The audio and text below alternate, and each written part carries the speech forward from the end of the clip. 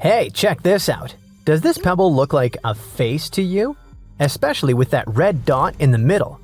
If yes, you might be staring at the world's first emoji. It was uncovered in Spain and it's 43,000 years old. And that red spot was made by a Neanderthal with a finger. That means this isn't just a dot. It's the oldest fingerprint ever found. But was this really a nose on a grumpy face? And why is that important? Because it hints at something big. A mind seeing shapes, then choosing to add meaning. The palm-sized rock was discovered in a Paleolithic rock shelter tucked away under some light-colored chalky cliffs. It was pretty much a natural overhang where Neanderthals used to hang out. They called it home tens of thousands of years ago. As for the pebble, to me, the dot seems like a random ketchup stain from ages ago. But real archaeologists know better.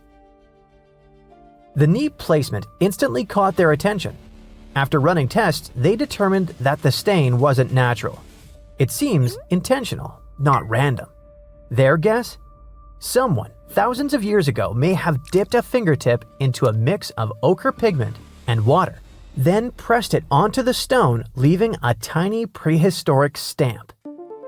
To put that theory to the test, they called forensic experts from Spain's national police. At first, the specialists were pretty doubtful. After all, this was the ultimate definition of a cold case.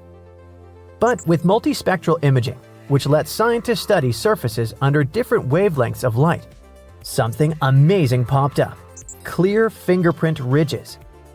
The print's rounded form showed it came from the tip of a finger. Comparing it with fingerprint databases, the evidence pointed to one likely candidate: an adult male, not a woman or a child. Finding any fingerprint this old is insanely rare.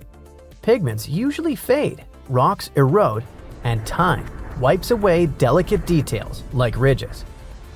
When it comes to fingerprints, the unique patterns actually form before you're even born. During pregnancy, they never change. You might wonder, could a clever criminal damage their skin to erase their fingerprints and fool the cops? Turns out that's basically impossible. Fingerprints aren't just on the surface. They form deep in the skin, in a layer called the dermis. Even if you burn, cut, or scar the outer layer, the patterns underneath usually stay the same and even heal back. Scars might distort the print a little, but that won't help. Ironically, those scars often become a new kind of fingerprint, unique to the person. With today's forensic tools, even a partial print is enough, not to mention the DNA. Yes, fingerprints are just patterns, but they usually come with sweat, skin cells, or oils that may contain DNA. Here's another cool fact. Koalas also have unique fingerprints just like we do. Under a microscope, even experts sometimes struggle to tell them apart from human prints. Scientists think these ridges help koalas grip branches and pick leaves with precision. The bottom line, fingerprints are basically nature's unhackable signature. It's something humans, Neanderthals, and apparently even koalas have been leaving behind for tens of thousands of years. If it's been a while since your biology classes, here are some clarifications. Neanderthals weren't our direct ancestors, they're more like our long-lost cousins. Colloquially, we call them humans too. But for scientists, Neanderthals and modern humans were different species within the same genus. Kinda like how lions and tigers are both big cats, but they're not the same species. Homo sapiens and Homo neanderthalensis split from a common ancestor hundreds of thousands of years ago. Neanderthals dominated Ice Age Europe. When Homo sapiens arrived around 45,000 years ago, the two met, mixed, and today, most people outside Africa carry about 1 to 2% Neanderthal DNA. Eventually, the balance shifted. Within just a few thousand years, Neanderthals disappeared, while modern humans kept spreading. Scientists think it was a mix of different factors. Shifting climates made food scarce, new neighbors brought competition, and their small, scattered populations just made survival even tougher. Now, here's why this little fingerprint is such a big deal. For decades, Scientists thought Neanderthals were just built for survival. Strong, but simple. Homo sapiens were supposed to be the creative ones. For a long time, scientists thought they were special because they could think in symbols. Tens of thousands of years ago, our ancestors carved patterns into stones, painted animals on cave walls, and wore beads and pigments as decoration. The earliest proof of symbolic art comes from Blombos Cave in South Africa, where humans etched deliberate designs on pieces of red ochre over 70,000 years ago. Those symbols had no survival purpose. Researchers believe they were expressions of ideas, identity, and meaning. That ability to imagine and represent things we couldn't see was thought to be uniquely human. But this one tiny red dot on a stone challenges that idea. See, the stone already looked like a face, and someone all the way back deliberately pressed a red nose right where it should be. That's symbolic thinking. That could mean that Neanderthals weren't just making tools and hunting mammoths. Perhaps they were able to imagine things. And this isn't just the only clue. This fingerprint is part of a growing pattern that shows Neanderthals were way more like us than we ever believed. For example, in Cova Negra, Spain, archaeologists uncovered the skeleton of a Neanderthal child who had a serious ear condition that made life incredibly hard. However, the little one lived to be around 6 years old. Now, remember, this was the Ice Age. Just managing on your own was challenging. Survival was tough. Food was scarce and danger was everywhere. Yet, someone made sure that the child was looked after, fed, and kept safe. Scientists believe that this shows a trait of compassion, something we once believed only our species was capable of. In Iraq, scientists found a Neanderthal skeleton sprinkled with flower pollen. Sounds random. Maybe not. Some believe it was part of a funeral ritual, like the world's first floral tribute. If that's true, Neanderthals weren't just surviving, they were remembering and honoring life. Neanderthals were apparently quite resourceful. Around 176,000 years ago, they were stacking stalagmites into neat circles in Bruniquel Cave in France. Was this some kind of ritual or just curiosity? Maybe this means that they had the idea of planning and changing their surroundings. Then, around 130,000 years ago, they took eagle talons and turned them into jewelry in Croatia. Yep, early bling. This suggests they were into looking good and possibly showing off a bit socially. There were no sewing machines back then, but Neanderthals had stone scrapers and even bone needles. With those, they crafted animal skin outfits that were perfect for the freezing Ice Age climate. When you step back and consider all of these, that tiny red fingerprint isn't just a mark on stone. If it was meant to represent a nose, it's part of a much bigger story. Neanderthals cared for one another, crafted tools and clothing, created jewelry, painted on cave walls, and built mysterious structures deep in caves. Basically, they were thinking a lot more like us than we used to imagine. And here's the fun part. What if that little red dot wasn't meant to be a nose at all? Maybe it was a joke, a charm, or just a doodle. Heck, it could have been the first face meme scratched onto rock. Whatever it was, unless it really was an accident, it shows imagination. So the next time you send an emoji, remember that Neanderthals had the same idea. Personally, I like that it's a grumpy one, but at the very least, we now have the oldest fingerprint ever discovered. That alone is extraordinary. But add the fact that the print was placed right on a stone that already resembled a face, and suddenly, the questions multiply. Let's hope the researchers discover more about it so we can know for sure. What we do know is that 43,000 years ago, a Neanderthal pressed a finger onto stone and left us with one of the most personal signatures in prehistory. They finally did it. After 300 years of searching, archaeologists pinned down the location of the lost land of the white jaguar, the city of Maya hidden in the wild jungles of Mexico. It all kicked off back in the 1500s with the Lacandon Maya. These guys were some super tough survivors who just didn't quit. When their main capital, Lecompton, fell to the Spanish in 1586, most people would have called it game over, but not the Lacandon. Nope, they packed up, headed deeper into the rainforest, and built their last stronghold, Sac Balan. It was a hidden fortress of stone temples, twisty jungle trails, and howler monkeys acting like noisy little guards. For over 100 years, the Lacandon managed to keep their traditions alive there, far from European control. Then, in 1695, history came crashing in. A Spanish friar named Diego de Ribas stumbled into Sac Balan. And yeah, that was basically the beginning of the end. Soon after, the Spanish took over. By 1721, the Maya had abandoned Sac Balan. The jungle didn't waste time. It swallowed the place whole, with roots tearing into walls and vines smothering plazas. The city didn't just disappear, it got eaten alive. For the next 300 years, Sac Balan turned into more of a myth than a memory. A name archaeologists and explorers would whisper, secretly hoping to find it one day.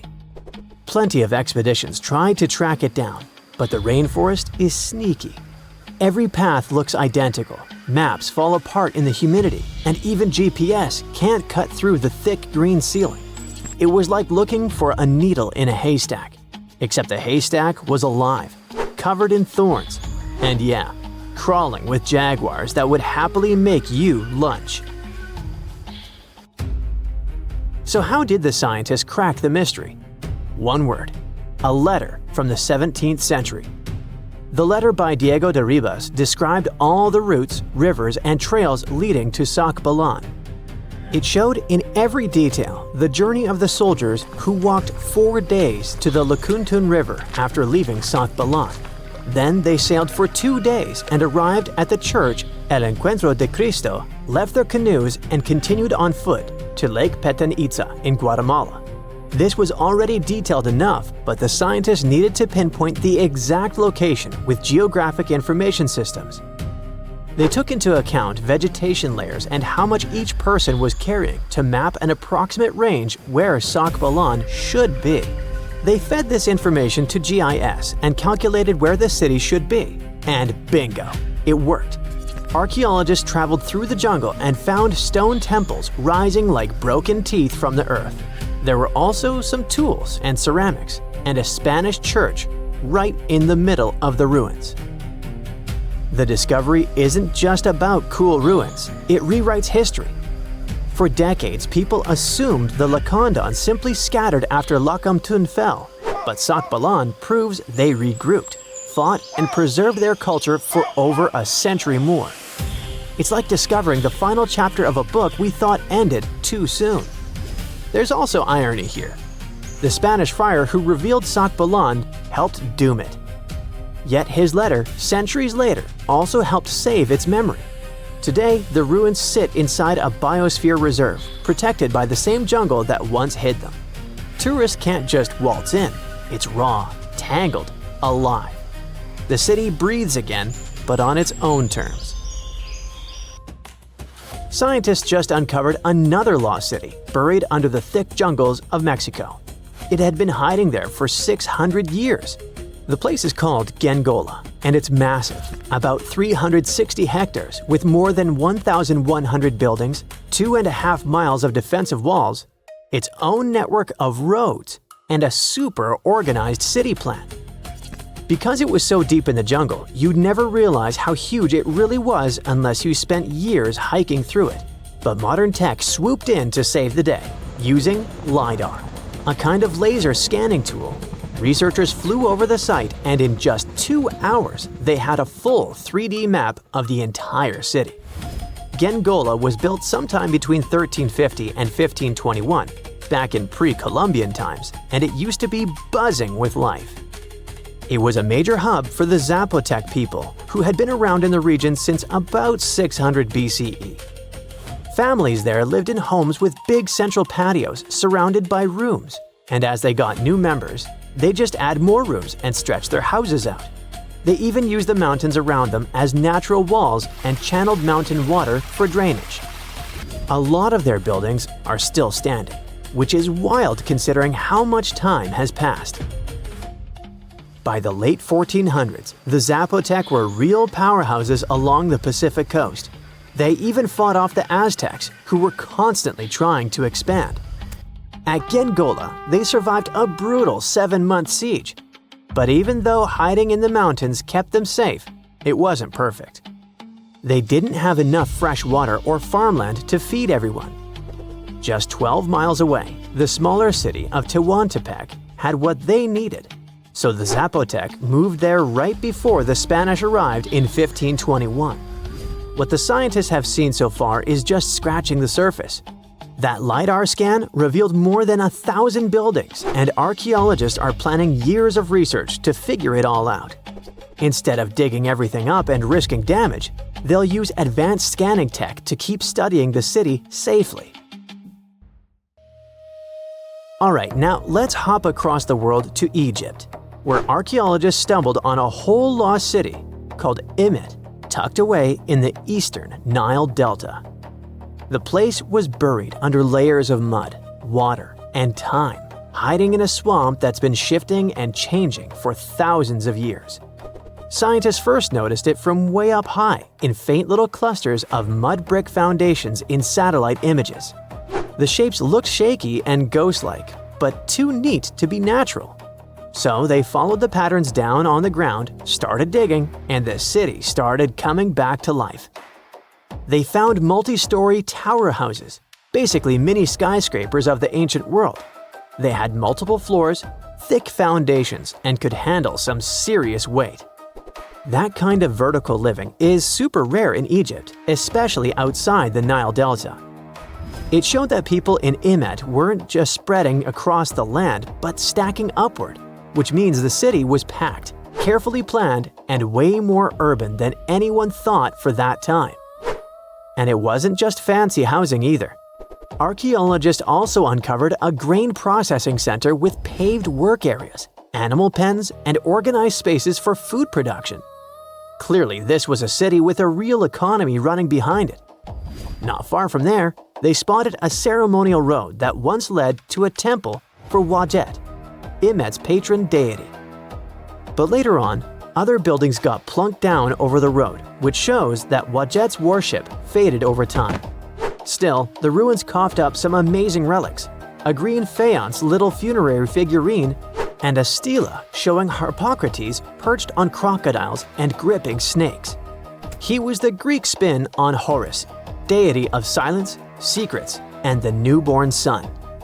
And there was even a bronze sistrum, an ancient Egyptian musical instrument decorated with twin heads of Hathor. Turns out, Imet was active from around the 4th century BCE onward, stretching from Egypt's late period into the Roman era. Its location along trade routes made it a magnet for merchants and pilgrims visiting Wadjet's temple. So it wasn't just hanging on, it was thriving, connecting, trading, and adapting with the times. And this isn't just another dusty ruin. Imet is giving us a window into everyday life, religion, and urban planning in the Delta, which we've always known way less about compared to the big pyramids and tombs. Ooh, lava explosions, dramatic collapses, entire waterfalls disappearing. Hey, what's going on? Well, iconic landmarks disappear for all sorts of reasons. Guaira Falls, for example, used to be one of the loudest, most powerful waterfalls on the planet, more than 3 times the volume of Niagara Falls in New York. It was located on the border between Brazil and Paraguay and had this insane flow of 3.5 million gallons of water per second. But in the 1970s, the authorities of both countries decided to build the Itaipu Dam, which now supplies a large amount of electricity to Brazil. Renewable energy is great, but it became possible at the cost of one of Earth's greatest natural wonders. The Guaira Falls became covered by the rising water from the reservoir and disappeared for good. Hundreds of people gathered to say their goodbyes and held a proper local ritual of remembrance for the deceased in the memory of the falls. So next up, we have a Game of Thrones favorite, the Azure Window in Malta. This gorgeous limestone jutted out into the Mediterranean as early as the 19th century. It was born thanks to the sea erosion of a limestone cliff face. Between the 1980s and the 2000s, parts of the top slab of the arch already collapsed, and fishers wouldn't come close to it in their boats. But it didn't stop the tourists, who would still walk across the top, even though everyone knew the arch was eroding fast. In March 2017, during a heavy storm, the whole thing collapsed into the sea. Just like that, a 92-foot masterpiece of nature crumbled in seconds.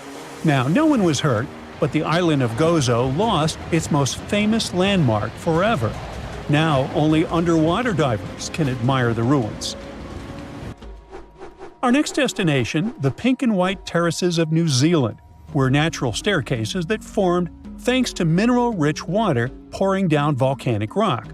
Once the water hit the cooler air, those minerals hardened really fast, kind of like how sugar turns into rock candy when it cools.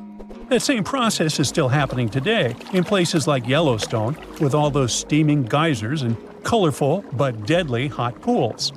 At the White Terraces, boiling hot water full of silica bubbled out of a crater about 100 feet above a lake. It flowed down over around 50 huge curved steps. Across the lake, the pink terraces were a little smaller, but still amazing. Their colors probably came from different minerals in the water or even tiny microbes living there that added some flair. You could soak in the terraces like hot tubs, but make it 19th century and magical. Then, in 1886, Mount Tarawea erupted.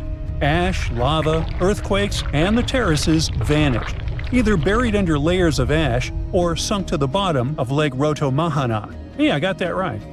Meanwhile, for over a century, people thought they were gone forever. But in 2011, someone said they found parts of the terraces under the lake. So maybe they're not entirely gone, but just hiding. Peekaboo. If you've seen The Beach with Leonardo DiCaprio, you definitely know this place, Maya Bay on Pipilay Island in Thailand. After that movie dropped in 2000, the place went viral. Before viral was even a thing. Soon, thousands of tourists arrived every day with speedboats, sunscreen, plastic trash, all that sort of stuff which wrecked the coral reef. And in 2018, Thai authorities decided it was time to shut the bay down. After a 4-year recovery, Maya Bay reopened in 2022, but with big-time restrictions. Boats can't come directly in, swimming is limited, and the number of tourists is capped daily. Plus, they now close the idyllic location during the less popular rainy season to let the natural resources and ecosystems recover. So yeah, it's technically back, but the wild original version of Maya Bay is gone for good. Meanwhile, once upon a time, there was a giant cliff face in New Hampshire, which looked exactly like an old man's profile. See? There was a jaw, forehead, and even a nose. That was called the young woman on the porch. No, not really. It was the old man of the mountain, made of granite ledges perched on Cannon Mountain in Franconia Notch.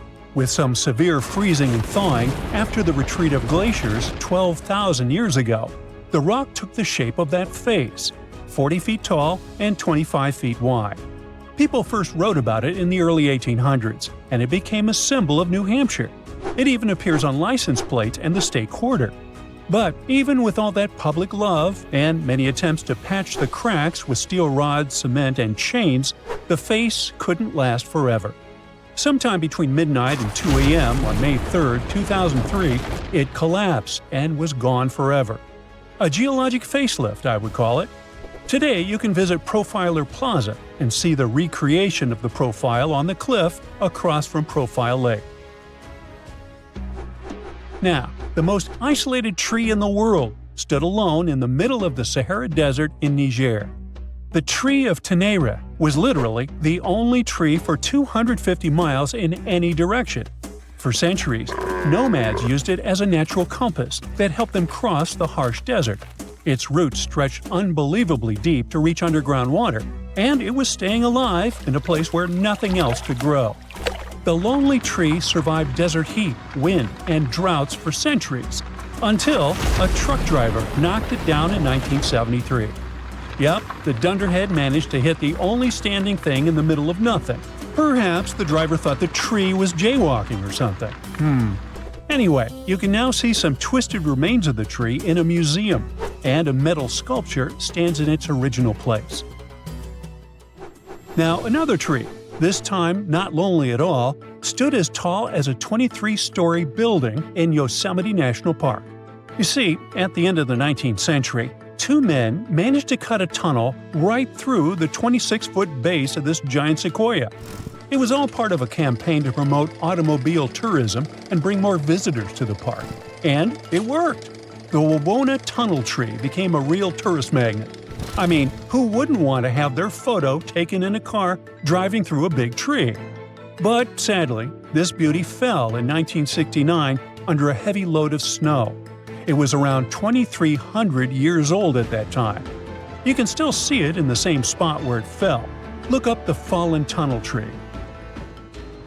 Now for a change, let's take a look at a couple of human-made landmarks.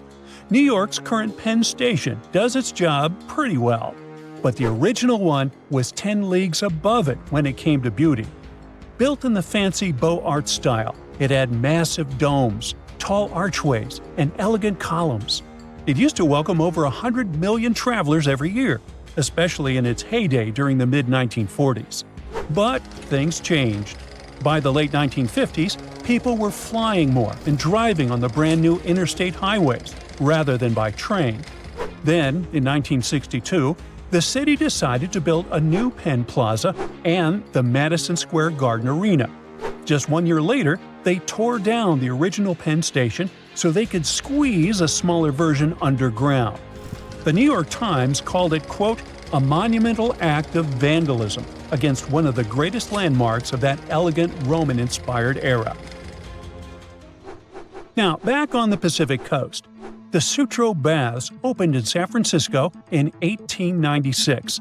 It was a 3-acre glass building packed with 7 different swimming pools, all with different temperatures. It had springboards, high dives, water slides, and even trapezes dangling over the water. And it could handle serious crowds, up to 10,000 people at once. There was also a natural history museum with Egyptian mummies and a sculpture gallery filled with artifacts from Mexico and China. It was definitely a one-of-a-kind playground, but there was also one major problem. It cost a fortune to run. Even during the Great Depression, when the owners turned the pools into ice skating rinks to try to stay afloat, the place still didn't make enough money. The baths finally shut down in 1964, and 2 years later, a fire burned it to the ground. Oh well. A vast expanse of white snow, freezing winds, lifeless landscapes, and weird, eerie signals seemingly coming from within Earth. These radio pulses occur in Antarctica, and no one can figure out what they are and where they're coming from. You see, scientists are running an experiment called ANITA, short for Antarctica Impulsive Transient Antenna. Basically, it's a bunch of detectors strapped to giant balloons and floating way up above the South Pole. Their job is to detect extremely high-energy neutrinos. How do they spot them? Right at the moment when neutrinos come into contact with ice and produce an intense, short burst of radio waves. Now, neutrinos are these tiny, almost massless particles that don't have an electric charge. They're everywhere, and billions of them are flying through you every second, even while you're watching this video. Neutrinos come from all over the place, from the sun, exploding stars, deep space, even from under your feet. The sun pumps them out non-stop as it fuses hydrogen into helium. Stars that are going off blast out huge bursts of neutrinos during supernova explosions. When high-energy cosmic rays hit our atmosphere, they make new neutrinos that rain down on us too. And some even come from radioactive stuff decaying inside Earth. The oldest neutrinos have been flying through the universe since the Big Bang, but they're practically invisible because they almost never react with anything. That's why scientists use unbelievable experiments like ANITA to try and catch even a few of them. But let's get back to that fateful day when everything changed. Normally, the radio signals produced by neutrinos bounce off the ice and fly upward. That's where Anita can catch them. This is the whole point of the experiment, to study neutrinos and learn more about distant cosmic events like supernovas or whatever's happening light years away. But then something really weird happened. The detectors picked up radio waves that weren't bouncing off the ice at all.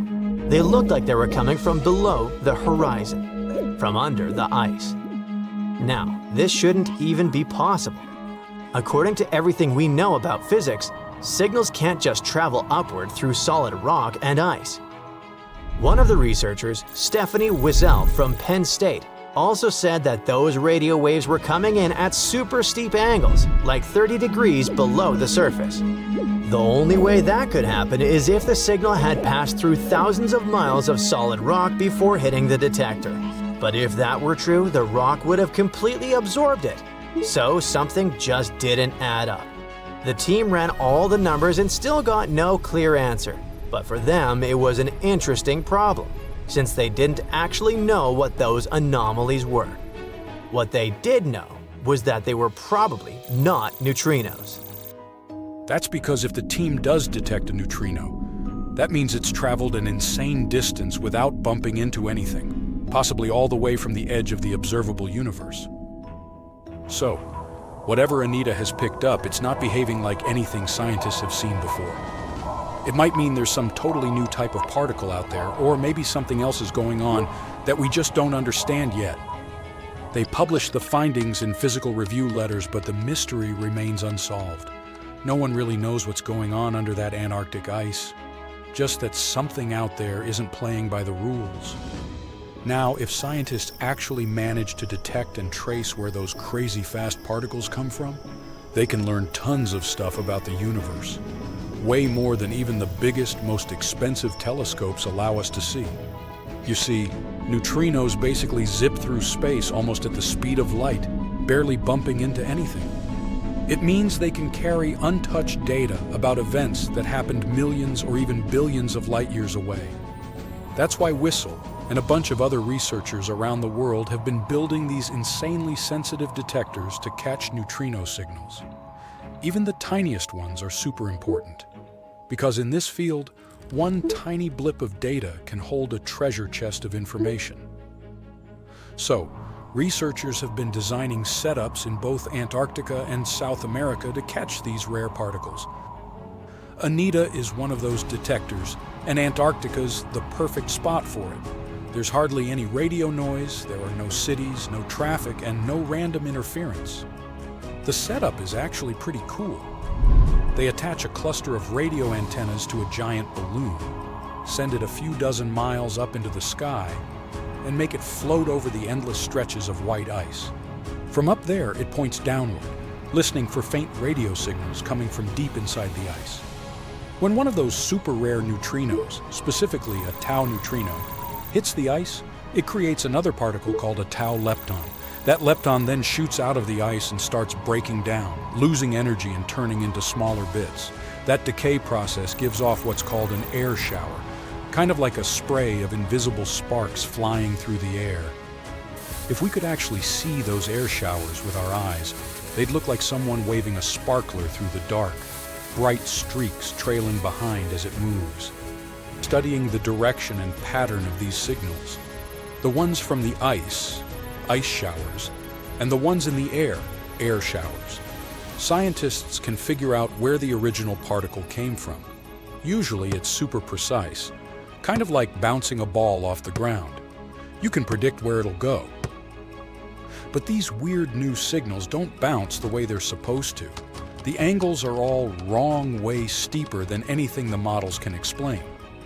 So the team dug deeper. First, they looked at all the data from Anita's multiple balloon flights.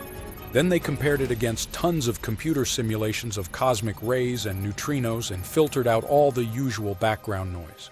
They even cross-checked their results with other experiments like the ice cube detector, which is also located in Antarctica, and the Pierre Auger Observatory in Argentina. They wanted to see if anyone else had picked up similar upward-going air showers. And guess what? Things got even weirder. They found Nothing. No other detectors had picked up anything that could explain what Anita had seen. That's why the researchers ended up calling the whole situation anomalous. It basically means, yeah, we have no idea what this is, but it sure isn't behaving like a neutrino. Whistle explained that the signals just didn't fit into the usual picture of how particles were supposed to act. Some people have floated ideas, like maybe it's some new kind of physics, or a hint of dark matter. Dark matter is basically that invisible stuff that keeps the universe from falling apart. It's everywhere. We just can't see it. Scientists have been trying to figure out what it actually is for almost a century, and it's still one of the biggest mysteries out there. Everything we can see, like stars, planets, people, dogs, makes up only about 5% of the universe, and dark matter makes up around 27%. The rest is something even stranger called dark energy. Scientists think dark matter is what gives galaxies their shape and holds everything together like cosmic glue. Without it, the universe would look totally different. It would be totally amazing to find out that this theory is true. But since Ice Cube and Auger haven't caught the same thing, that really limits the possibilities. Penn State has been in the neutrino detecting game for almost a decade now, building detectors and analyzing all kinds of cosmic signals. And the team is already working on their next big project, a brand new detector called Puel. It's going to be bigger, more sensitive, and way better at spotting those elusive neutrino signals. For now, this remains just one of those long-running cosmic mysteries that keep scientists awake at night. But the team is optimistic. When Pueo goes up, it'll have better sensors, which means if there really are more of these anomalies out there, this time they'll catch them. And maybe then we'll finally figure out what's behind them.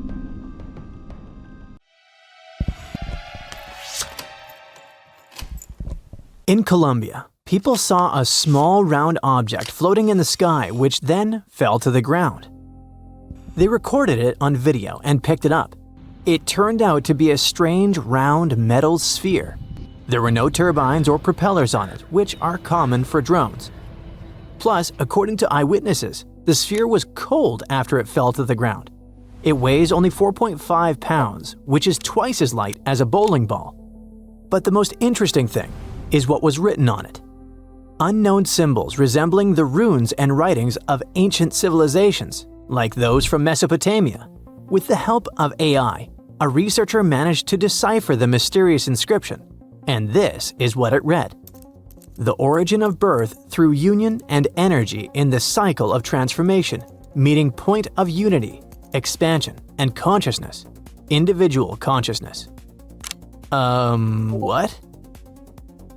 It sounds too philosophical and fanatical, but what do you think? Okay, the inscription is more or less clear, but what about the composition of the sphere? What is its origin?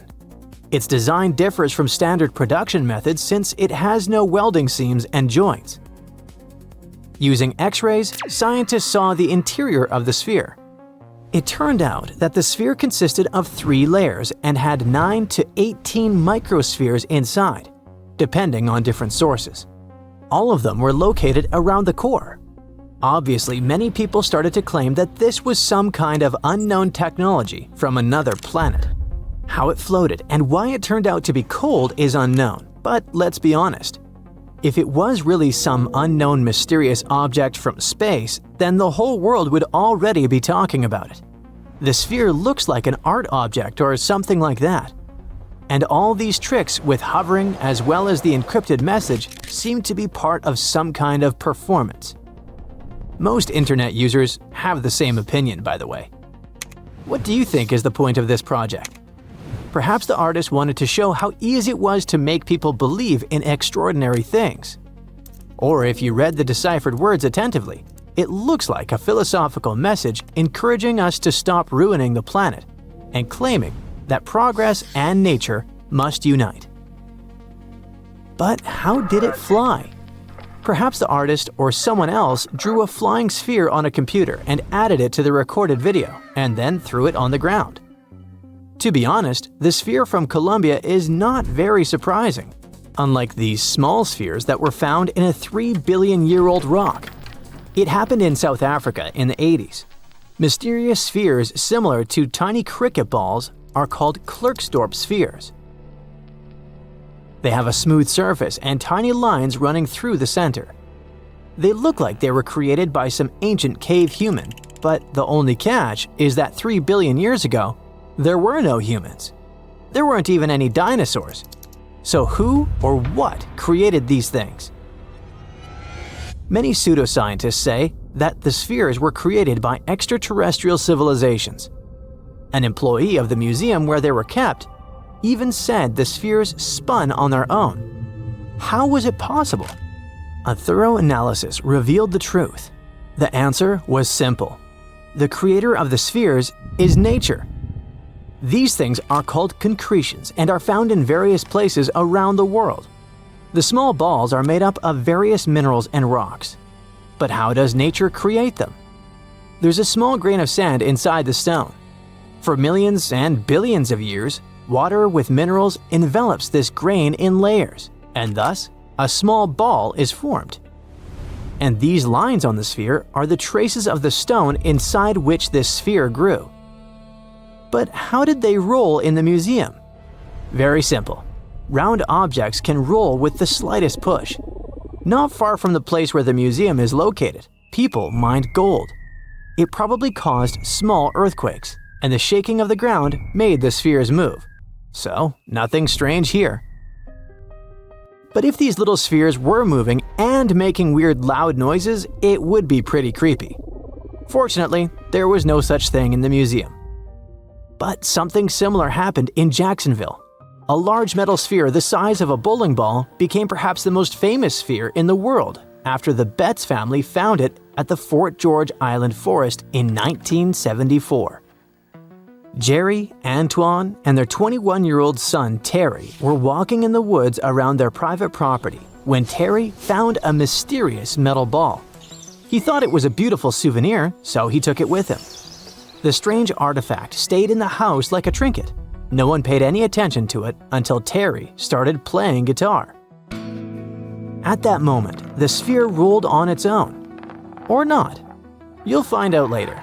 It changed direction and stopped, then vibrated and made a high-pitched sound that made dogs whine and cover their ears. All the family members immediately realized that this was something bizarre. One of the first people the Betts family told about the sphere was a radio host who loved mysterious stories. It's worth noting that in the 70s, the topic of extraterrestrial civilizations was very popular. Therefore, Betts' sphere became a superstar very quickly. The radio host confirmed that the sphere was behaving quite strangely. Then, another person did it. After that, the family started inviting journalists to the house. Stories about the Betts sphere spread throughout Jacksonville, and very soon across the country. Newspapers wrote about the extraterrestrial origin of the sphere.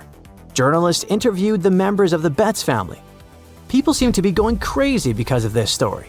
Of course, the news about the mysterious artifact reached the country's authorities.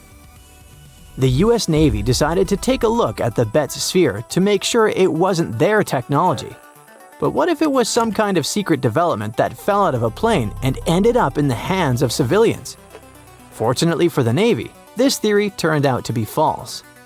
They analyzed the sphere and found out that it was made of stainless steel, but they couldn't figure out who its creator was. But they knew for sure that the sphere had been made on Earth. A tiny triangular chip on the surface caused the ball to roll on the floor in different directions. In such a perfectly balanced object, even a tiny flaw could make the ball move in a strange way. Also, the construction of the house was uneven. Any light touch caused the sphere to move and change direction. The US Navy soon revealed the origin of this mysterious object. It was a large ball bearing that was used as a ball check valve in the pipeline system of a chemical plant. Sometime later, news broke that another similar sphere had been found. It turned out to be part of a valve used in a paper mill. Over time, other details turned up. An artist from New Mexico collected various kinds of scrap metal to use in creating sculptures. He told reporters that he had once loaded a ball check valve onto the roof of his bus and drove through the Jacksonville area in 1971. A few balls fell out. Perhaps one of them rolled off into the woods where the Betts family found it. That's the whole story. No magic or extraterrestrial technology. But despite all these investigations, the Betts sphere still remained famous. People called the family 24 hours a day. Journalists came to their private property to see the sphere. Of course, the family was tired of such popularity. Telling reporters the same things about this sphere over and over again was not the most fun activity. At some point, the members of the family stopped discussing it. In an interview, Jerry Betts said that all this popularity had suppressed the family. They were no longer engaged in investigations related to the spheres, so the exact origin of this thing was not proven. But as you've already heard, the theories seem to be quite true.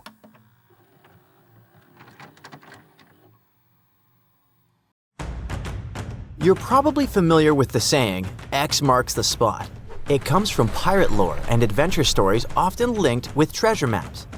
They may be out of fashion these days, but that doesn't stop countless antiquity hunters from searching through hills and fields daily. One such enthusiast didn't have a map with a giant X on it, but when his metal detector beeped on a sunny day in April 2025, he uncovered one of the largest buried coin hoards ever recorded. So, what kind of treasure are we talking about here, and what makes it so unique? The discovery was made by Romanian hobbyist Marius Mangia, who says he just wanted an excuse to get some exercise and fresh air. During one of those walks with his metal detector in a location 30 miles southwest of Bucharest, the device picked up a signal. As he began to dig, he found a handful of silver coins just beneath the surface. Though oxidized, they seemed remarkably well preserved. Oxidation happens when metal reacts with air or moisture over time, causing it to change color, darken, or develop a crusty surface. Just like a sliced apple darkens when exposed to air if left out too long. The pile of coins grew quickly.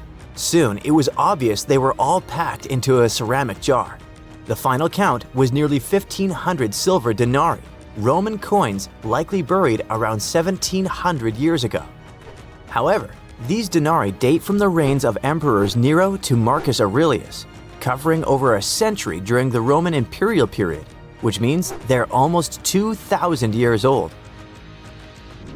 The presence of coins from multiple emperors suggests that the wealth was accumulated over many years. The Roman money system had a bunch of different coin types, so finding only silver denarii in the stash is a bit odd. It would be like burying $15,000 in cash, but all of it $10 bills. It could mean that the original owner was a trader. Maybe he was hiding his profits during dangerous times. Perhaps it was simply someone's life savings. Depending on the emperor and the period, the value of denarius fluctuated quite a bit, so 1,500 denarii could have been either a comfortable retirement fund or not nearly enough. In the 1st century, one silver denarius could get you 12 loaves of bread, and if you have 5 of them, you could buy an amphora full of wine. An amphora was a large 2-handled ceramic jar used to store and transport wine, oil, or grain, and it seems to be the type of vessel in which this treasure was buried. Though amphorae were made in many different shapes and sizes, the Romans eventually standardized them as a unit of measurement, with one amphora being roughly equal to 7 gallons of liquid. The spot where the jar was buried wasn't tampered with. This might indicate that the hoard remained undetected all this time, but the amphora had already been broken when it was found. But why would it be broken, and what could that mean? While the exact cause of the breakage has not been explained yet, archaeologists say it may have been broken on purpose as part of a protective ritual before burial. In some ancient cultures, ritual vessels were deliberately damaged as a symbolic act. Maybe it means the jar had done its job, either as an offering to the gods or to keep someone from stealing it. You can have my silver, but I'm not giving you my precious jar. However, such rituals were not common in Roman culture, so it's a mystery for now. Perhaps it broke because the jar contained silver while being exposed to 2 millennia of soil pressure, freeze-thaw cycles, root growth, or a blind mole rat trying to find its way around. Although the amphora and its silver are now being preserved and examined by experts, their discoverer almost ended up unrewarded. After finding the hoard, he had to notify the police so they could secure the site. However, he was under pressure because in Romania, you have 72 hours to report any significant historical find. Unfortunately for Mr. Mangiak, he ran into a problem since it was a holiday and the offices he needed to contact were closed. He spent the following 2 days meticulously photographing every single coin before finally being able to present his findings to the authorities. While the exact amount of prize Mr. Mangiak might receive isn't publicly known, Romanian law typically awards 45% of a discovery's appraised value to the finder. Not a bad outcome for what started as a casual walk with a metal detector. Meanwhile, the site itself had been declared an archaeological zone, and any future digging will be done under expert supervision, which means that this story might have a follow-up one day. But for now, let's focus on what makes metal detectors beep and see if there are more hidden troves to be found around the world. Today, most hobby-grade detectors rely on something called VLF technology, where VLF stands for very low frequency. When you sweep the detector over the ground, its coil sends out an invisible magnetic field. If something metallic is within that field, for example a nail, a discarded wedding ring, or ancient Roman silver, it bounces back a signal. The device picks that up and beeps to let you know something's there. The stronger the signal, the closer or bigger the object probably is. Basically, it's using electromagnetic induction to make buried metal respond, like calling into a cave and listening for the echo coming back at you. Fun fact, bats use a similar principle to detect what's in their environment, but with sound. It's called echolocation. If you yell in a cave and disturb a bat, it might send out high-pitched clicks that bounce off objects and return as echoes, helping them pinpoint everything around them. Doesn't matter if it's a tiny insect or a pesky human in complete darkness. Metal detectors use magnetic waves. Bats use squeaks and echoes. Now, if all this got you curious about grabbing a detector yourself, what are some major locations to consider? Mr. Mangiak simply went for a walk, but for many, it's a rewarding hobby that helps history and also pays off well. And not just in Romania, but all over the world. In the UK, regions like Norfolk, Suffolk, and Lincolnshire have become hotspots where enthusiasts regularly uncover Roman coins, Viking relics, and medieval artifacts. During the Iron Age, burying valuables was a common practice. Some researchers think it was done as a way of storing valuables. Others think it was part of a ritual. But either way, many of those hoards could still be there. France also has plenty of stuff hidden beneath the ground, including ancient Roman and Gallic treasures. In the Netherlands, someone recently uncovered a fragment of an extremely rare Viking sword. Scotland is no exception either, and findings like Peebles' hoard give additional insights into the Bronze Age. If you don't feel like venturing alone, there are organized metal detecting tours available in various countries, offering guided access to historically rich sites. That's if you're planning to search for lost relics. But what if you want to bury your own treasure chest and hide it from a metal detector? How far do you need to dig? Most hobby-grade detectors can spot a large object close to 3 feet deep. Smaller stuff like coins, just 6 to 8 inches. We also have to take into consideration that wet ground can actually boost detection. It helps signals travel better and makes buried metal easier to spot. On the other hand, professional, expensive detectors that use advanced technology can detect large metallic targets at depths of almost 100 feet, especially on a rainy day. But unless you bury your chest in a strategically important place, odds are it'll stay uncovered. Just don't forget to mark the spot on your map with an X. Something strange is happening in Egypt's desert. Giant, mysterious green circles are popping up everywhere, hundreds of them. And then you've got dozens of canals and roads connecting into something that looks like a river. But it's not exactly that. This is the ambitious New Delta project, and it has one controversial goal: to flood the desert. It's easy to see why. More than 90% of Egypt is desert, miles and miles of sand dunes and dry land under scorching heat. Almost nothing can grow there. So today there are basically only two areas where Egypt can grow large amounts of food: the Nile Valley and the Nile Delta.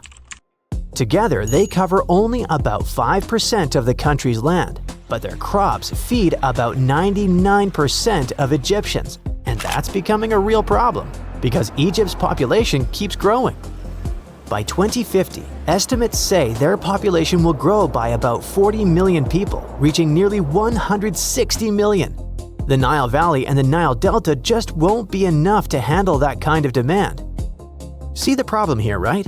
The population is growing, people need more food, but most of the country is desert and there's not much room for new farms. So what can they do?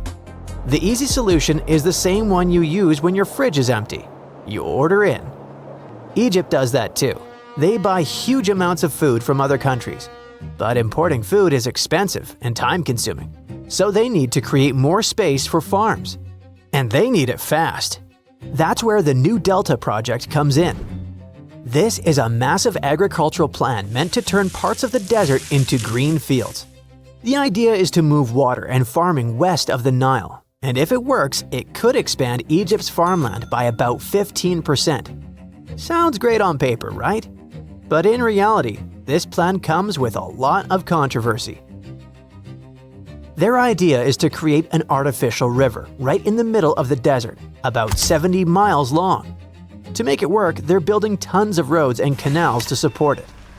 And those strange green circles I mentioned earlier are irrigation systems. They pull water up from wells or pipelines, then slowly spin around and spray water in a big circle over the crops. Okay, so we've got this huge artificial river being built in the middle of the desert, but where is all that water coming from? Well, it comes from three main sources. The first, and by far the biggest, is treated wastewater. They take used water, the kind that goes down sinks and toilets in our homes, for example, and clean it up so it can be used safely again. To do that, they had to build a modern treatment plant in El Hammam, a town in Egypt's northern coast west of Alexandria. Its construction was completed in 2023, and it's absolutely massive. It's so big that it now holds the world record as the largest wastewater treatment plant in the world. It cleans an enormous amount of water every day, enough to fill about 3,000 Olympic-sized swimming pools, and most of that water goes straight to farming. The second source of water comes from the Nile. Basically, they're taking water from Egypt's most famous river, sending it through massive canals and pushing it deep into the desert, into this new, man-made river. Finally, the third source is deep fossil groundwater. In other words, it's water from way under the desert. Down there is something called the Nubian Sandstone Aquifer, basically a huge underground reserve of water that's been trapped for thousands of years. And this is where the controversy starts. It's true that there's a lot of water under the Western Desert, but it's limited. Because this is fossil water, I mean it's so old that it doesn't really get replaced. Once you pump it out, it won't refill anytime soon, not in our lifetime, and probably not even for many generations. On top of that, the deeper you drill, the saltier the water can get, and we don't want that. You see, most crops don't like salt. If the water is too salty, plants grow slower, give smaller harvests, or dry out. And when you keep watering with salty water, salt builds up in the soil. The water evaporates, but the salt stays. Over time, the land can turn hard, dry, and basically useless for farming. So pumping groundwater might help in the short term, but it raises a big question. Is this really doable in the long run? And there are other concerns too. The project was sold as a big win. Grow more food, create more jobs, and help Egyptians. It also boosts the economy because they're growing expensive fruits and vegetables that get sold abroad to places like Canada, Australia, and Japan. But that's also the problem. Many people complain that the project is mostly about growing crops to sell abroad. And sure, exports bring money into the country, in the big picture. But that doesn't necessarily mean food gets cheaper at home, or that poorer families can afford more. Because even though it has boosted exports, it hasn't done much to prevent massive food price inflation inside the country. So, Egypt's food security problem still isn't fully solved. Many Egyptians are still dealing with high prices and tight budgets. Another controversial thing is that no one knows how much this project actually costs. The press sometimes mentions $5.2 billion, but some experts put the total closer to $9.7 billion. Just the wastewater treatment part alone is said to cost more than $500 million, but it's very hard to know for sure. Journalists and researchers say there isn't much transparency, and the project's finances are tough to track. Experts also warn that farming in the desert is crazy expensive. Unlike the rich soil in the Nile Valley, the Western Desert is mostly dry sand with very few nutrients. So if you want to grow anything out there, you need tons of irrigation just to make the land workable. And powering all those irrigation systems takes a ton of energy, making farming in the desert even more expensive. Even if you already have a giant artificial river to help you out. Still, some people argue the risks and the costs are worth it, and that things are starting to change. Take wheat, for example. For years, Egypt has been the #1 wheat importer in the world, and that's not exactly a title you want to win, because it costs the country billions of dollars every year. So then the new Delta project comes along, and wheat becomes one of their main targets. Egyptian authorities say it helped them cut wheat imports by 17% in 2025. That saved them around $250 million. This was such a big achievement that the world now has a new #1 wheat importer, China. And it's not just wheat. Oranges, potatoes, grapes, agriculture is booming over there.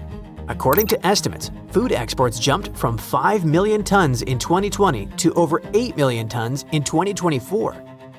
That's why we can say the new Delta project is already changing Egypt's agriculture. And from satellite images, you can see it's changing what the country looks like too, turning dry desert into bright green patches. It's real, and the transformation is pretty dramatic. So there's no doubt this project is both an impressive engineering achievement and a huge experiment. But researchers say it's still too early to know if it will actually solve Egypt's food problem. In the end, it all depends on water, energy costs, and who gets to make the big decisions. If the Nile, treated wastewater, and fossil groundwater can be managed in a sustainable way, the project could seriously boost farming.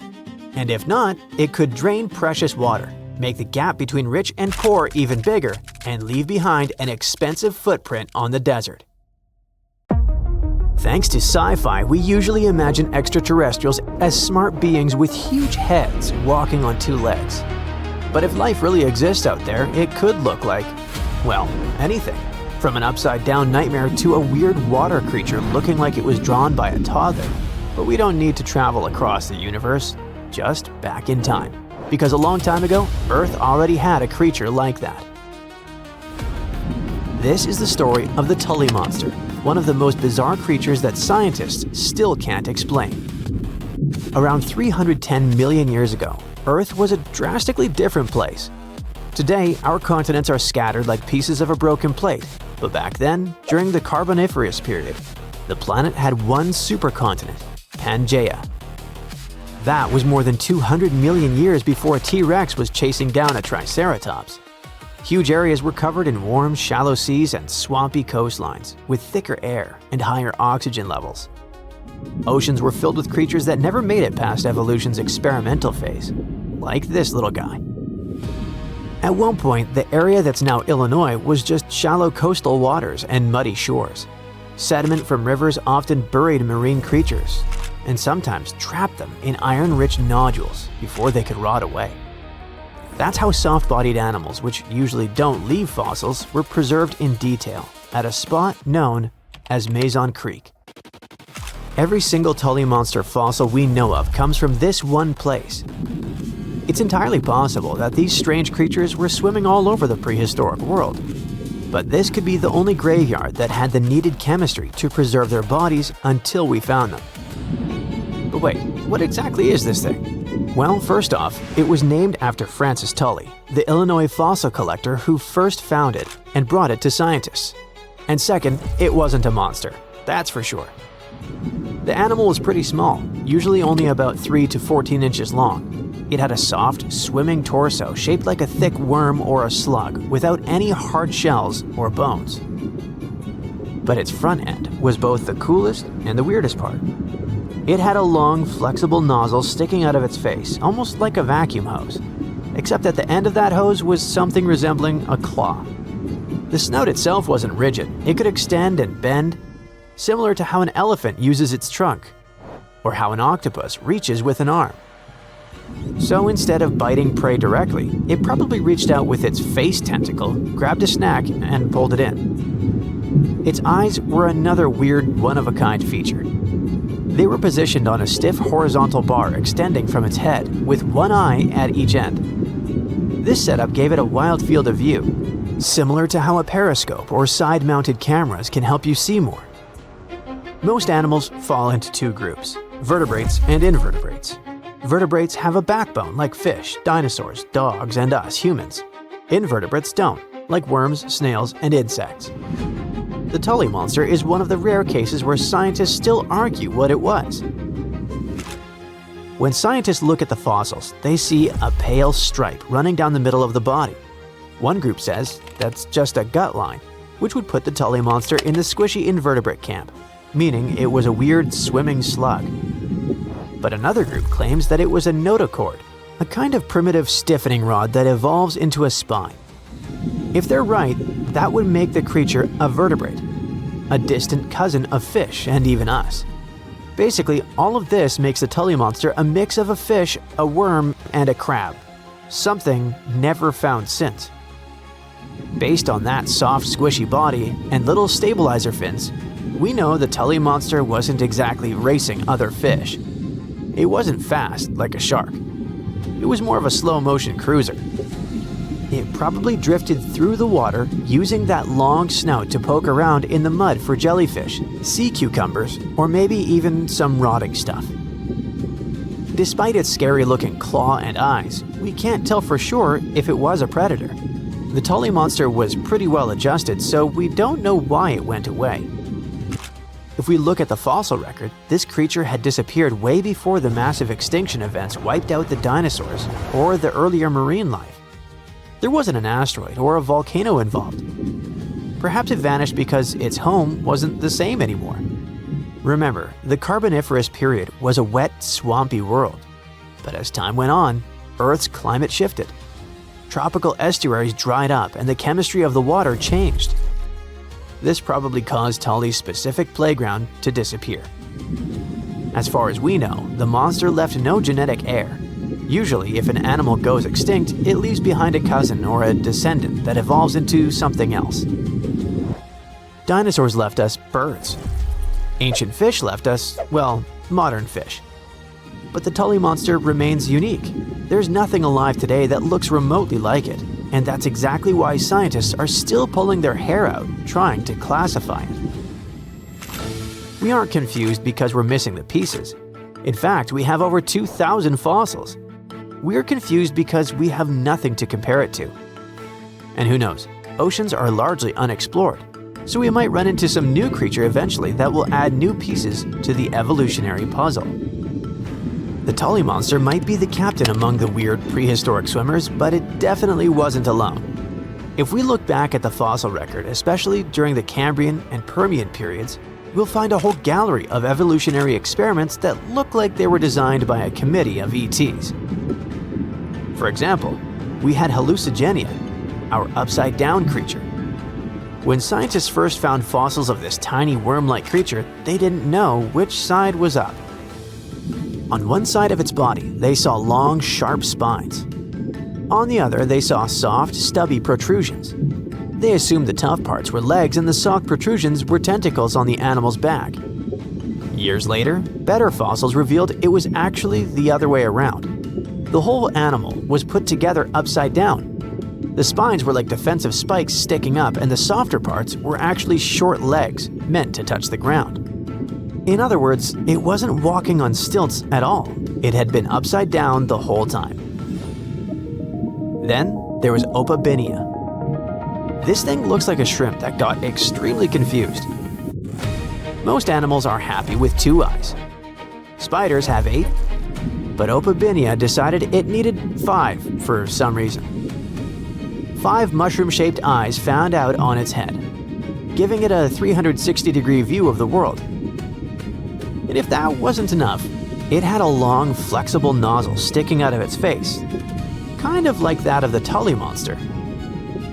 When this animal was first presented at a science conference in the 1970s, the room actually erupted in laughter because everyone thought it was a practical joke. Finally, there was a creature called Helicoprion. At first glance, it looks like a shark. But look at the mouth. Instead of a normal jaw that opens and closes like a hinge, it had something called a tooth whorl. As it grew new teeth, the old ones rotated inward, creating a literal spiral of teeth in its lower jaw. It looked like a circular saw blade embedded in its chin. Scientists spent decades arguing about where this saw blade actually went. Some put it on the nose, some on the tail, until they finally realized it was inside the mouth. All of these creatures, the Tully monster, the upside-down worm, the 5-eyed shrimp, and the buzzsaw shark, remind us of one thing. We think we know what life looks like, but the history of our own planet proves that biology can be stranger than any sci-fi movie. We shouldn't assume evolution follows a straight line toward normal animals like us. Sometimes it takes a detour into the Twilight Zone. It started as a routine cleaning to scoop some mud off the coast of Indonesia, but turned into a discovery of remnants of a lost, submerged, Ice Age landmass. Archaeologists found more than 6,000 fossil fragments, and among them, 140,000-year-old Homo erectus remains. This find made scientists rethink how early humans lived, moved, and interacted in Southeast Asia. For years, they thought that Homo erectus on Java Island lived in isolation, separated from the rest of the world. But these dredged fossils blew that story apart. It turns out Java wasn't an island at all back then, but part of a landmass called Sundaland. So, Southeast Asia stretched out like someone had drained the ocean, connecting Indonesia, Malaysia, Borneo, Thailand, and Vietnam into one gigantic landscape. Today's islands of Java, Sumatra, Borneo, and Bali were connected by river systems that probably looked like the Amazon, by forests where giant animals roamed, and by coastal plains that would later sink beneath the ocean when temperatures went up. And Homo erectus were not stuck. They were thriving in what honestly sounds like prehistoric bliss. Yep, it was nothing like we normally imagine Ice Age, a sort of frozen wasteland. Sea levels dropped more than 400 feet because so much water froze into glaciers. When all that water got locked up in ice, whole sections of the ocean floor popped out of the water like stepping stones. Suddenly, early humans didn't need boats. They could literally walk from what's now mainland Southeast Asia all the way to places that are islands today. They could do it while exploring and chasing herds across open land. It was sort of like a giant prehistoric highway system.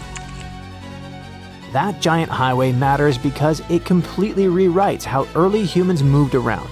Instead of being trapped, Homo erectus had a whole continent to roam. They followed rivers, crossed valleys, and adapted to different environments the same way you learn shortcuts to the office or find new routes to your favorite coffee shop. And because everything was connected, animals wandered freely too. Tigers, elephants, supersized cows, and turtles the size of small cars. People followed these big animals. This among the fossils pulled from the Madura Strait, such as cut-marked turtle shells and cracked open bovid bones. When you see precise cut marks on bone, it means someone was deliberately carving meat off the bone with tools they made themselves. And cracked bones mean they were taking out marrow, which was like prehistoric energy gel, rich, fatty, and perfect when you need calories to survive. That's a level of planning and skill scientists didn't expect from Homo erectus. It pushes Homo erectus closer to species like early Homo sapiens and Denisovans when it comes to behavior. It means they weren't just surviving on scraps, they were actively pursuing animals, processing, and maybe even sharing food the same way later humans did. So if you imagine them as slow, hunched cavemen, forget that. These people were sharp. The techniques they used to process food look eerily similar to those used by other hominins. Not just Homo erectus, we're talking Homo floresiensis, Denisovans, and early Homo sapiens. That opens the door to the possibility that these groups didn't just exist side by side. They might have interacted. Maybe they traded ideas and copied techniques. Or maybe they even interbred or shared territories. All this makes Southeast Asia look not like a series of isolated islands, but like a buzzing human ecosystem, a place where different human species crossed paths. And here's the heartbreaking part. Everything we know about this place, everything humans built, lost, and discovered there, is all underwater now. When the Ice Age ended, glaciers melted like forgotten ice cream cones on a hot sidewalk. Sea levels rose. Slowly, then quickly, rivers flooded, coastlines vanished. Entire human landscapes disappeared beneath the waves. Sundaland drowned over thousands of years, and the people who lived there either adapted or moved to higher ground. Archaeologists now try to interpret what these people did, how they lived, and how many human species walked that land. Every time they pull together bone or artifact from the seabed, we get one step closer to rewriting everything we thought we knew about early human migration. And the new discovery could mean that Southeast Asia may have been just as important to human evolution as Africa, the Middle East, or Europe. Looks like Sundaland wasn't a side quest, but a real mixing zone, a place where humanity experimented, adapted, learned, and evolved. Unexpected finds like this one in Indonesia keep popping up around the world and surprising scientists. Farmers in China were hoping to scoop up bat droppings for natural fertilizers inside a narrow limestone cave.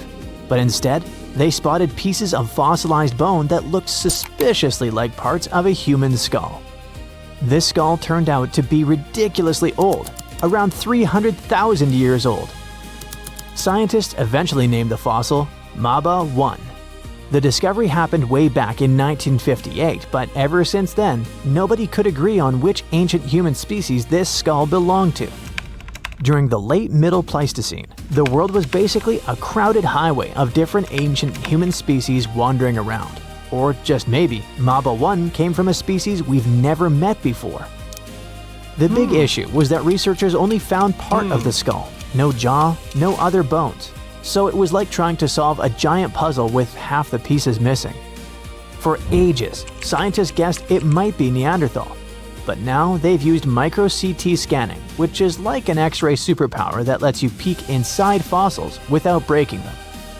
That's when they noticed weird tube-like structures connecting parts of the brain case, something Neanderthals basically never had. The inside shape of the skull looked way more like Homo erectus, a much older human species. But even that wasn't a perfect match. The skull's size and shape were closer to modern humans and Neanderthals, and it showed traits Homo erectus usually didn't have. For example, it had a shorter forehead area and a thickened bregma, the meeting point between two skull bones. Maba 1 also had a strange dent on the forehead, almost like a bruise frozen in time. Whatever caused it, maybe a fall, maybe anemia, it happened while the person was alive. But there was no sign of infection, so that individual probably healed and kept living after whatever hit them. So Maba 1 doesn't match any known species perfectly, but it shares features with several and has a similar mystery fossil vibe as others found across Africa. In 1976, a famous paleontologist and her team found another human-like skull in Tanzania. That skull had features that looked surprisingly similar to Homo sapiens, even though it was unbelievably old. Scientists think it may be one of the earliest examples of our species ever discovered.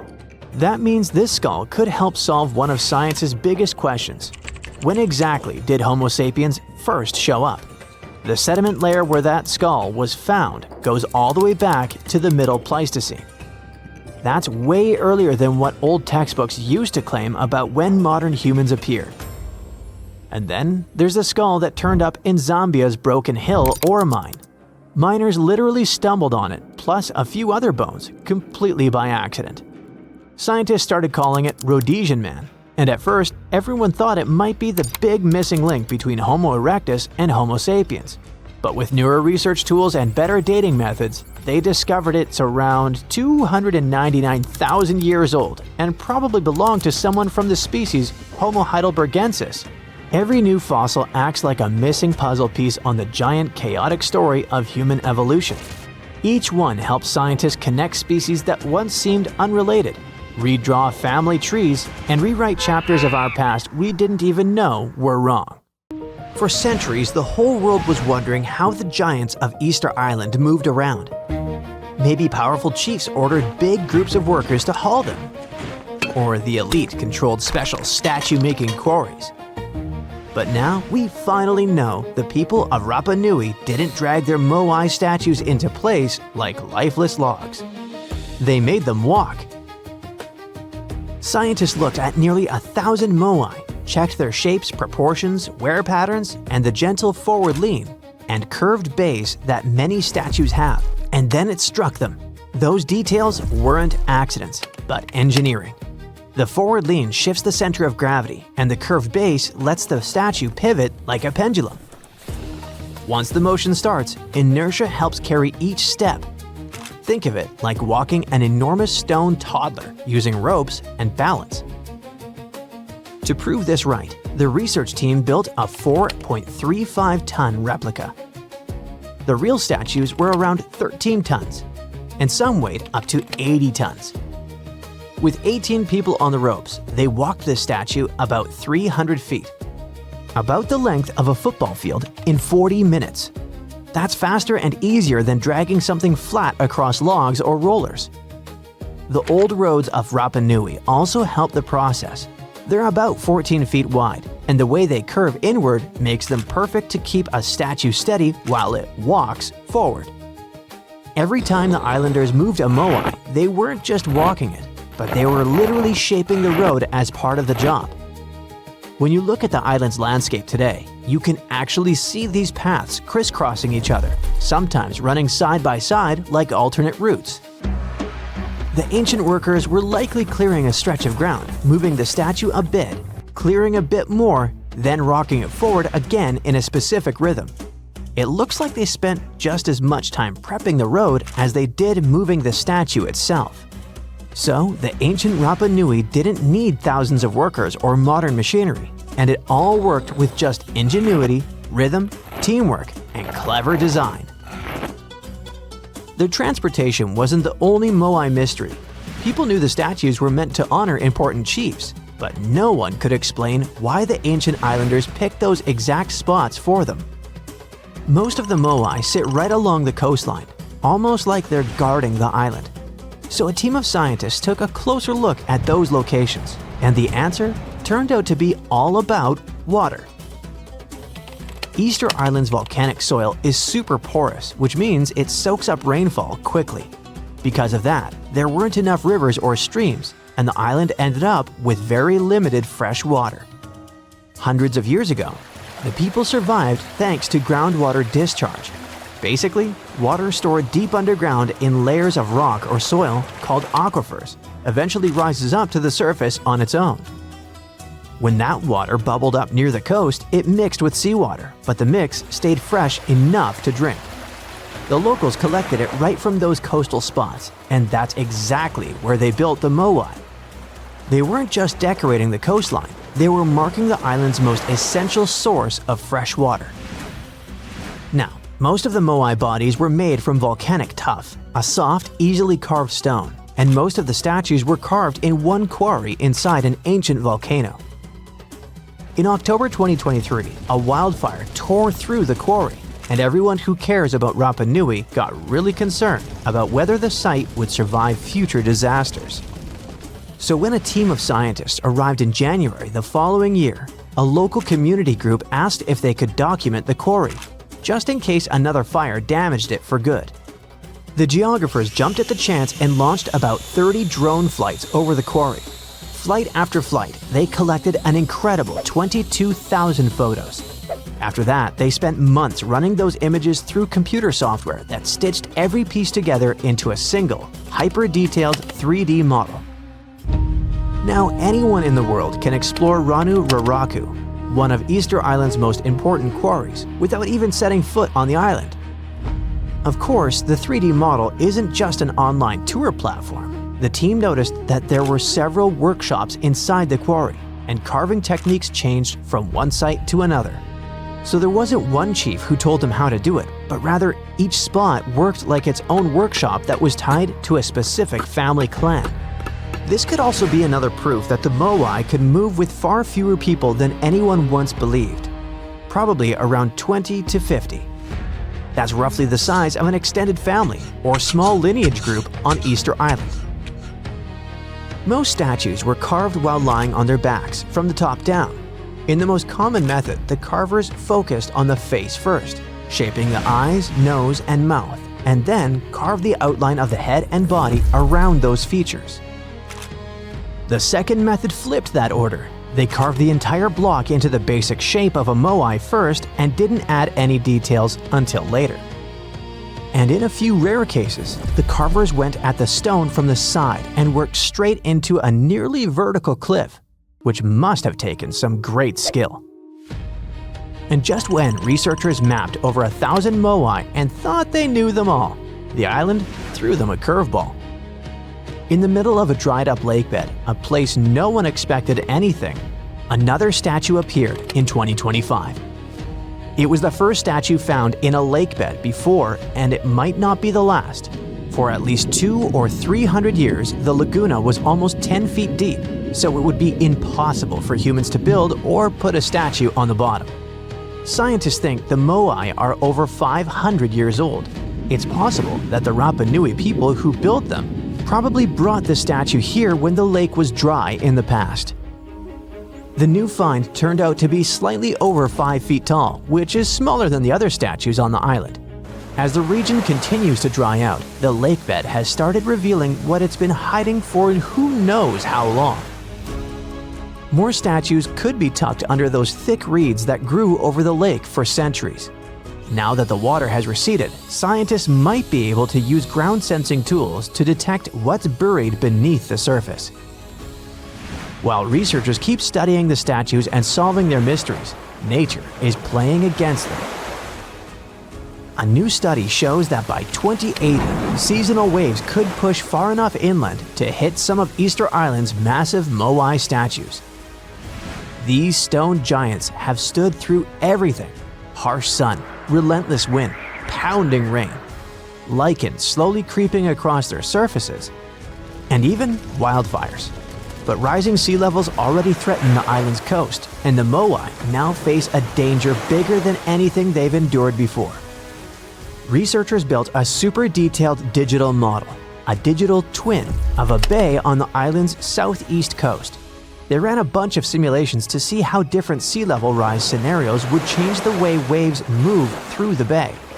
The results of these simulations showed that waves could start reaching the site's 15 moai by 2080, and then of the most recognizable and photographed statues on the island could end up flooded. This spot sits on a big ceremonial platform and draws more visitors than almost any other moai spot on Rapa Nui. And the danger doesn't stop there. Dozens of other important cultural features nearby are also in danger. Ancient dwellings, petroglyphs carved into stone, burial sites, old rock gardens. Basically, the entire physical memory of Rapa Nui's cultural history. If the island doesn't manage these risks, it could even lose its UNESCO World Heritage status. Now that researchers understand the threat more clearly, they want to use this knowledge to help protect the island. Scientists hope to collaborate closely with local communities to safeguard Rapa Nui's cultural heritage for future generations. Do you know how much gold has been mined by humans throughout history?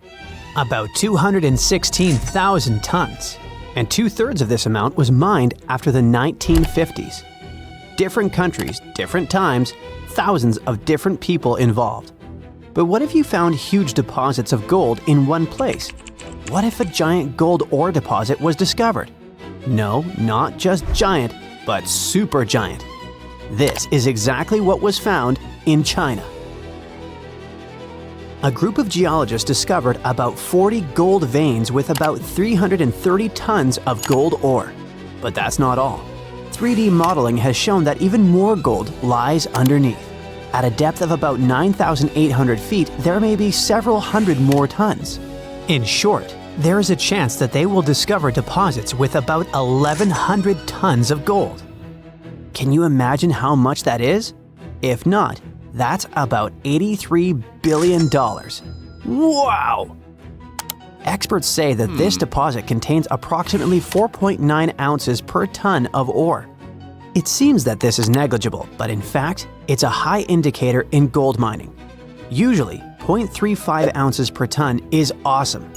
If all calculations turn out to be correct, it will be the largest gold mine in the world, even bigger than the South Deep mine located in South Africa, with its 1,025 tons of gold. Everyone is worried. Everyone is happy.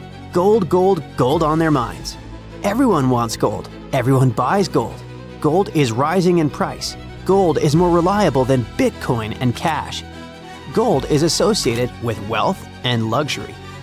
Gold is always a valuable and profitable investment. But hold up. Why is it so?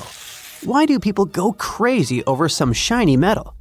The fact is that gold has both practical and psychological value.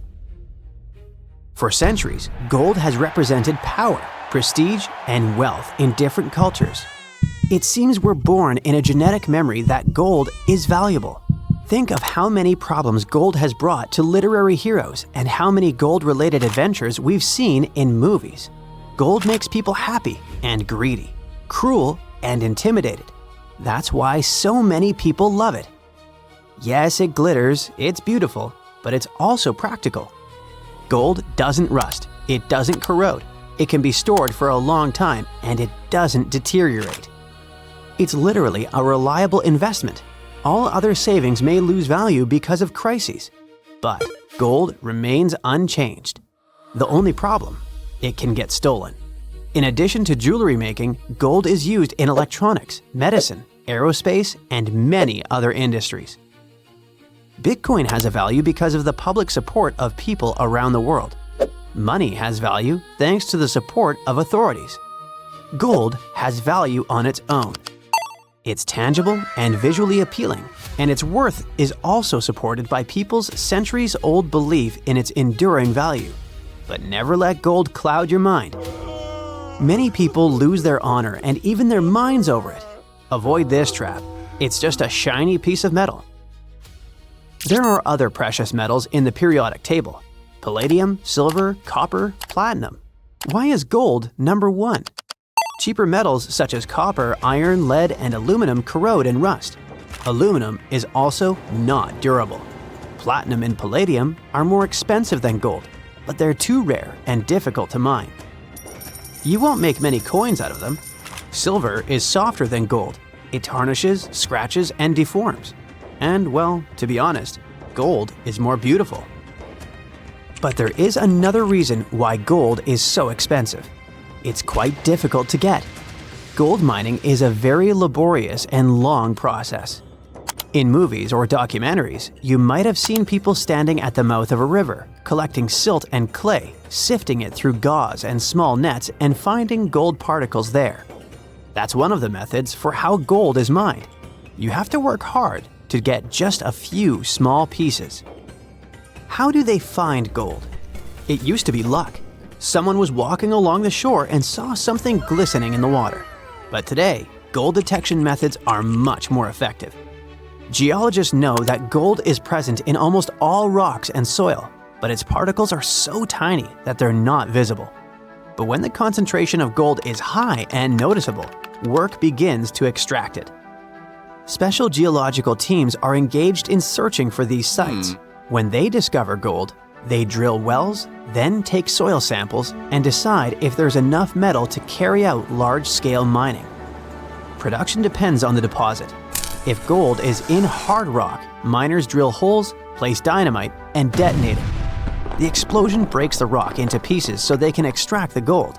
But this is just the beginning of the work. After collecting large pieces of rock, workers take them to factories to extract valuable material. At the first stage, specialists break large pieces of rock into smaller ones. Using crushing machines, they grind the ore into tiny pieces, similar to gravel. This gravel then enters rotating drums filled with steel balls. The drums spin, and the balls grind the gravel into powder under pressure. This mass is then mixed with water and passes through special filters. After that, gold is extracted from the ore using chemical solvents and complex purification systems. It adheres to carbon, then is separated from it, followed by several additional processes, including electrolysis and further purification. At the end, the gold is melted and separated from impurities, then poured into ingots and sent to other plants for further processing. Yes, it's a difficult and time-consuming process, and quite a long one. And it's not always profitable. You can find a deposit of precious metal, but it will be too expensive to extract it, and the amount of gold there won't be enough to make the effort worthwhile. Only 10% of the world's gold deposits contain enough precious material to pay back for its extraction and processing. There are many areas filled with gold. Do you know how many of them are suitable for productive mining? Less than 0.1%. So this is probably another reason why gold is so valuable. But is there any other material that causes a lot of excitement? Oh yes, this material is called liquid gold, and this is helium. That's the gas used to inflate balloons, but this is not its main value. Helium is capable of reaching ultra-low temperatures, is superconducting, and is lightweight. Helium is used in medicine for diagnostics. For example, for magnetic resonance imaging. Helium cools nuclear reactors and maintains rocket fuel temperatures during launch. Divers breathe a mixture of helium and oxygen during deep dives to avoid diseases associated with pressure changes. Helium is crucial for the modern world. Another precious material is graphene. It's not just one of the most durable materials in the world, it's a highly conductive material. Heat and electricity pass through graphene easily, which makes it very promising for the development of what? Considering that graphene is also flexible, water repellent, non-toxic, and has antibacterial properties, it's suitable for developing everything. Medical equipment, mechanical engineering, electronics, construction, logistics, energy conservation, space and underwater industries, and much more. Scientists believe that graphene has the potential to enable revolutionary new technologies that could change the lives of all people. Something similar happened with silicon, which is actively used to create semiconductors and rechargeable batteries. It's possible that without silicon, we wouldn't have smartphones, laptops, and other electronic devices. Graphene may also lead to a new technological leap. When the world switches to renewable sources of energy and uses electric transport, graphene can become technological gold.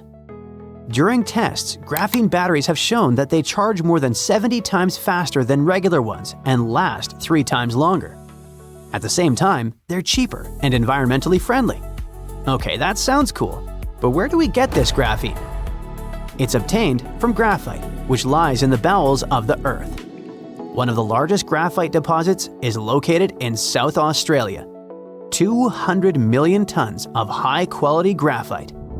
It sounds like it could be enough for the entire planet. Well, get this. Scientists could bring Neanderthals back to life within the next 20 years. Not as fossils, not as simulations, but as actual living beings. And no, this isn't a sci-fi movie pitch, but a real debate happening right now in genetics labs and ethics panels around the world. The DNA has already been decoded, and the only thing standing between us and a living Neanderthal is whether we should do it, not whether we can. So let's get some things clear. Neanderthals weren't cavemen dragging clubs around as cartoons taught us. They were just like humans, our close cousins, who lived across Europe and Asia for hundreds of thousands of years. They cared for injured members of their society, made tools, wore clothing, and survived scary Ice Age conditions that would wreck most modern humans. Then, around 35,000 years ago, they vanished. No one fully agrees on why. Changes in temperatures, competition with Homo sapiens, health issues, or interbreeding. All of it probably played a role. The reason this resurrection talk even exists is that scientists finished sequencing the entire Neanderthal genome back in 2010. It's like an instruction manual written in DNA, telling a body how to grow, function, and survive. Now, once you have that manual, the question shifts from what were Neanderthals like to could we rebuild one? This is where CRISPR enters the story. It's a gene editing tool that works like molecular scissors. It lets scientists cut DNA at precise spots and replace sections with different genetic code. They already use it to study health conditions, edit embryos in animals, and even modify human stem cells in labs. Now, in theory, scientists could take human stem cells and slowly replace modern human DNA with Neanderthal DNA, piece by piece. One famous geneticist from Harvard says it could happen within a couple of decades. He doesn't mean that copying a Neanderthal straight from a fossil, because ancient DNA is too damaged for that. Instead, his idea is to take human DNA and slowly change it piece by piece until it matches Neanderthal DNA. So it wouldn't be a copy from the past, but a modern human body rebuilt using Neanderthal instructions. Whoa! Scientists are willing to go through all that because they want answers to questions like why Neanderthals disappeared and we survived. How did their brains work compared to ours? Did they think differently, feel differently, or process language in unique ways? A living Neanderthal could answer questions that bones and fossils never can. Some researchers even think this could help modern medicine. Since Neanderthal genes influence immunity, metabolism, and inflammation, studying a full Neanderthal biology could reveal why certain conditions hit humans the way they do today. So, in a strange way, reviving them could help us. But all this excitement hits a wall made of ethics. A Neanderthal wouldn't just be a lab mouse, it would be a person. That single fact flips the entire project upside down. You can't treat a person like an experiment, even if science really wants answers.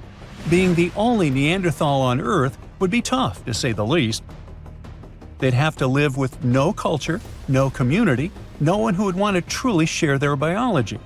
They'd grow up surrounded by modern humans who would study them nonstop and forever label them as an experiment. So, critics of the idea are sure that kind of isolation could cause serious psychological damage.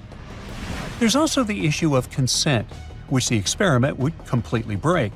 No Neanderthal can agree to being born into a modern world, raised by humans, studied for life, and used as proof of a theory. Consent is crucial in medical ethics, and you can't even test meds without it. Cloning a human ancestor would break that rule. Now, if we forget about ethics, there are also serious biological risks. No one knows how a reconstructed Neanderthal genome would behave in a modern human womb. Pregnancy alone could be dangerous. Development might not follow expectations. Immune reactions could go wrong. Even small genetic mismatches can cause massive problems when you're building a whole human from scratch, you know. And even if everything worked out, the results might disappoint. One individual couldn't recreate Neanderthal society, and behavior comes from culture as much as DNA. Without a full population, the answers we get could be shallow, misleading, or incomplete. The debate on whether we should or should not bring back Neanderthals is so intense because the possibility of doing so is very real.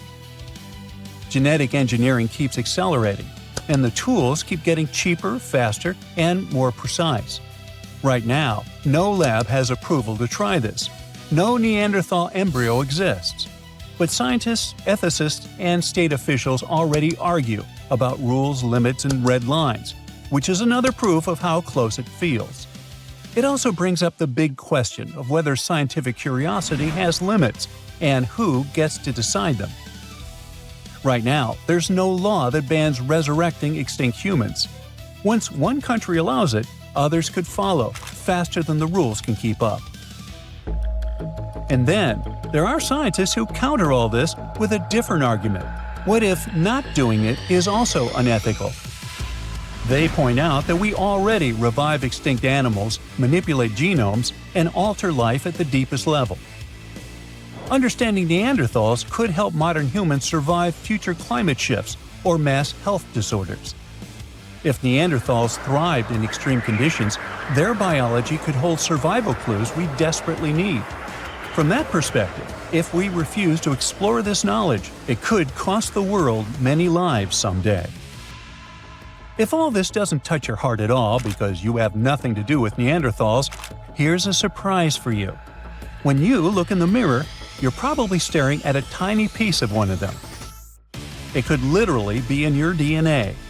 According to a study from a couple of years ago, Neanderthals didn't just vanish into thin air, but blended into us. Modern humans, whose ancestors migrated out of Africa, carry about 1 to 4% of Neanderthal DNA. Scientists only have a handful of high-quality Neanderthal genomes to study, just 3 really solid ones. They come from bones found in a cave in Croatia that are about 50,000 to 65,000 years old, plus 2 others from Eurasia dating to around 80,000 and 50,000 years ago. It's not a lot to work with, which means every new discovery matters a lot. Every person has 2 versions of each gene, one from mom and one from dad. When 2 very different groups mix, their offspring end up with more genetic variety. The scientists compared DNA from those 3 Neanderthals with genetic data from about 2,000 modern humans. What they found was shocking. Neanderthals themselves may have carried up to 3.7% modern human DNA. So Neanderthals weren't just mixing into us, we were mixing into them too. Roughly 1 out of every 30 Neanderthal parents may have been a modern human. And this didn't happen just once. The DNA shows at least 2 big periods of mixing. One happened around 200 to 250,000 years ago, and another around 100 to 120,000 years ago. There may have been more, but DNA is like a blurry photo. The older the event, the harder it is to see clearly. According to another recent study, most Neanderthal DNA in modern humans came from one long, intense mixing period about 47,000 years ago that lasted nearly 7,000 years. That's generations growing up together. This lines up with real bones, too. Scientists found skulls about 100,000 years old in Middle Eastern caves that look mostly like modern humans, but with thick brows and other Neanderthal-style features. Sadly, it looks like Neanderthals had a much smaller population than scientists thought. This makes it harder for them to stay genetically separate.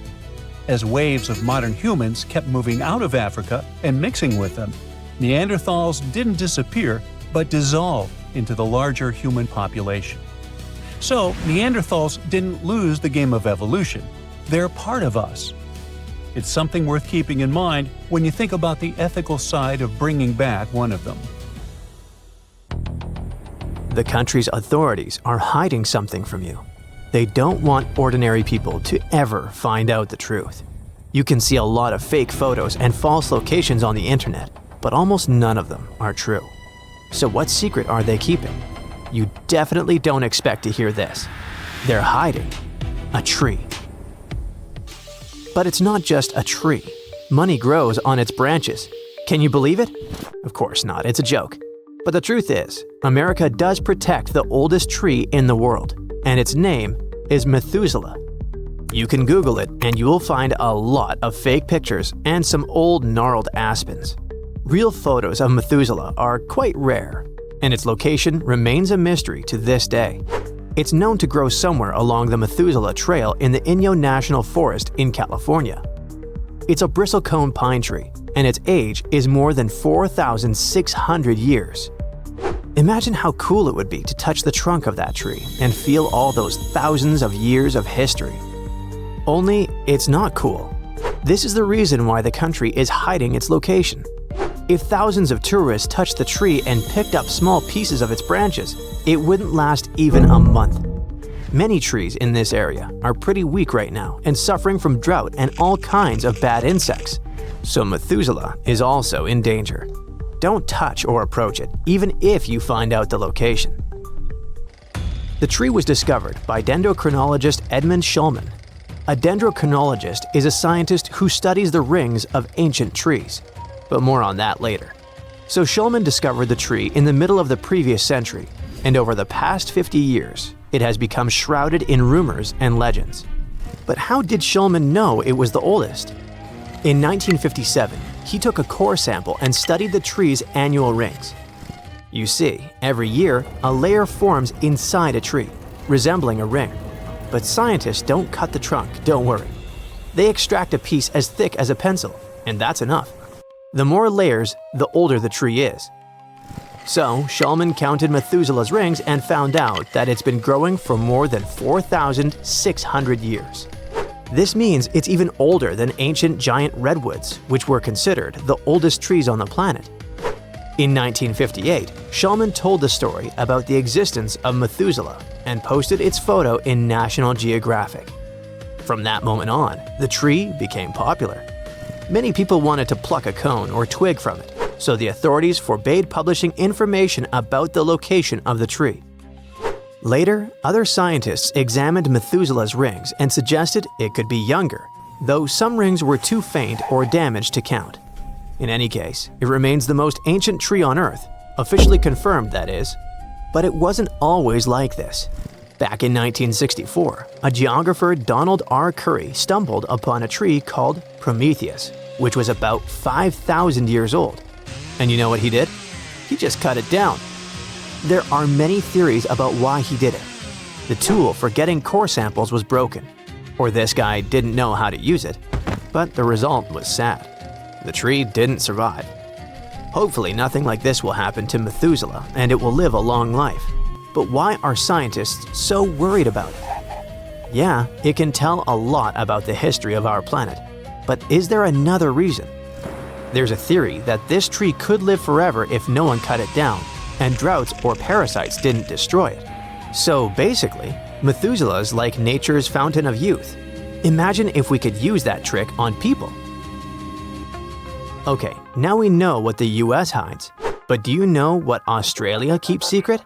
Not just a tree, but an island. Even if you were allowed to visit the island, it wouldn't be easy for you to get there. The island is located between Australia and Antarctica, somewhere in the middle of the ocean, but it's unlikely that you would get such permission. The fact is that Heard Island is completely untouched by humans, and Australia wants to keep it that way. You'll find little reliable information about this island on the internet. All we know is that the island has 2 active volcanoes, Australia's tallest mountain, and several glaciers. But you know what the coolest thing is? It's home to animals you won't find anywhere else. The island's closed ecosystem preserves creatures that might have never seen people. The next island is quite famous and is located in Brazil. The authorities don't keep it a secret, but they protect it from tourists. Even if you had permission to visit this place, you probably wouldn't want to. This is Snake Island, and its name speaks for itself. This piece of land contains the largest concentration of venomous snakes in the world. Those are golden lancehead pit vipers. One bite of this snake is critically dangerous for a person. The snakes are all over the place there and have almost no competition from other animals. Only specialists capable of handling these reptiles can visit the island. Lots of secret places stay off limits because humans can mess them up without meaning to. It's not that we're bad, it's just that even being there can change tiny invisible parts of nature. And here's a great example of the kind of destruction we can trigger. You've all seen photos of ancient cave paintings with horses and bulls. One of the most famous of such caves is the Lascaux Cave, which is located in France. On the walls inside the cave, people found more than 600 drawings and about 1,500 engravings. The 20,000-year-old drawings depicted different animals. Scientists opened the cave to the public, and this led to a disaster. Too many people came to see the cave, and it messed up the cave's ecosystem. Then a fungus showed up and started spreading over the walls, ruining the old drawings. It was a tragedy for the scientific world. the cave was quickly closed to visitors. Now, only a small group of archaeologists can enter it. No one knows when or if the cave will open again. Those glimpses of human history from the first European settlements might be lost to the public forever. Our next secret location is in Svalbard, Norwegian archipelago. This is the Svalbard Global Seed Vault, a massive storage vault that can keep 4.5 million seeds of different types. The authorities say that the seeds are stored there to preserve the population in case of a local disaster. But a lot of people think they're tucked away for the apocalypse, ready to help us replant Earth if everything goes wrong. But why, of all countries, did people decide to store seeds here? Because of Svalbard's cold, dry climate. The weather conditions here are ideal for seed preservation. The vault is well guarded, it's classified, and no one can get inside except for authorized persons.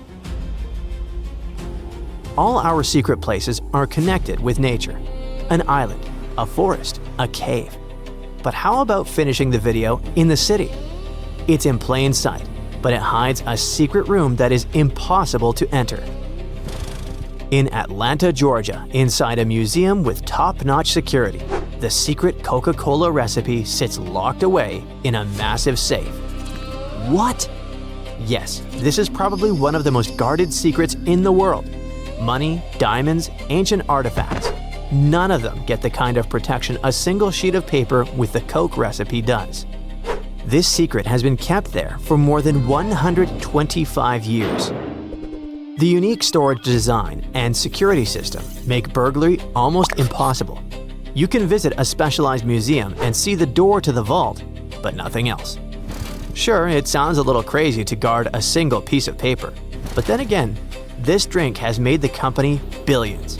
Coca-Cola has been one of the world's favorite drinks for over a century, and it's still raking in massive profits, so it's not surprising that its recipe is kept so secret.